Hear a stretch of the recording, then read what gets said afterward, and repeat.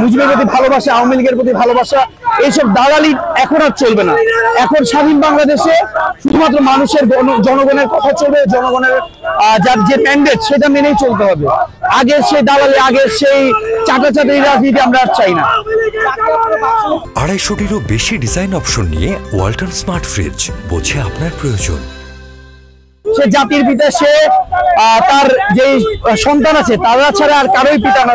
সে মূলত বাকশালের পিতা, সে মূলত বাংলাদেশের গণতন্ত্র হত্যা করার পিতা।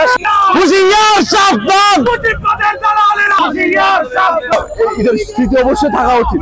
মুজিব যেহেতু বাংলাদেশের প্রথম স্বৈরাচার এবং তাকে কাজ বানানো হয়েছে এবং সে প্রথম বিচার বহির্ভূত হত্যাকাণ্ড, আমাদের যে ঘৃণা তারই বহিঃপ্রকাশ। আবার জুতা এবং তাকে দেশের একদম এমন ভাবে প্রেজেন্ট করা হচ্ছে যে সে না থাকলে হয়তো দেশ চলে যাইতো।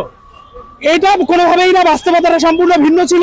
এবং তার হাত ধরে দেশের সর্বপ্রথম ফ্যাসিবাদ কায়েম হয়েছে, স্বৈরাচার কায়েম হয়েছে, দেশের সর্বপ্রথম দুর্ভিক্ষ তার হাত ধরে আসছে। তো এইরকম একটা ক্যারেক্টার, এরকম একটা অযোগ্য অব্যর্থ দেশনায়কের ব্যাপারে এরকম একটা রিয়াকশন আসলে খুবই স্বাভাবিক বলছি। কিন্তু দেশের আমলা সেক্টর, অ্যাডমিনিস্ট্রেশন, পুলিশ এবং অনেক জায়গাতে এখনো ফ্যাসিবাদের কিংবা আওয়ামী লীগের দালাল অনেক রয়ে গেছে। আমরা এখনো আসল কারণটা জানতে ব্যর্থ হয়েছি। কিন্তু কোন এক অদৃশ্য কারণে এই মুজিবের দেয়ালটা, হাসিনার দেয়ালটা হচ্ছে সম্পূর্ণ সাদা করে মুছে ফেলার একটা অপচেষ্টা হয়েছিল। মুজিবের দেয়ালের ক্ষেত্রে তারা সফল হয়েছিল, হাসিনারটা তারা সম্পূর্ণ সফল হয়নি। পরে দেখা গিয়েছে আমরা ডিসেম্বরের শেষ সপ্তাহে হাসিনার দেয়ালটা রিস্টোর করেছিলাম, কিন্তু এরপর মুজিবের টপিকটা চাপা পড়ে গিয়েছিল অ্যাজ ইউজুয়াল।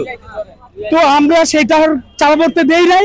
আমরা অ্যান্টি ফ্যাসিস্ট কোয়ালিশনের পক্ষ থেকে এই দেয়ালটা আবার রিস্টোর করেছি এবং যেহেতু রিস্টোর করেছি তাই অবশ্যই যতবার তাকে মুছে ফেলার ষড়যন্ত্র করা হবে, তার অপকর্ম ঢাকার চেষ্টা করা হবে, ততবার আমরা তাকে জুতা মেরে তার অপকর্ম মানুষের সামনে ফ্ল্যাশ করে হচ্ছে দেখাই দিব কে ছিল স্বৈরাচার আর কে ছিল দেশের পক্ষে।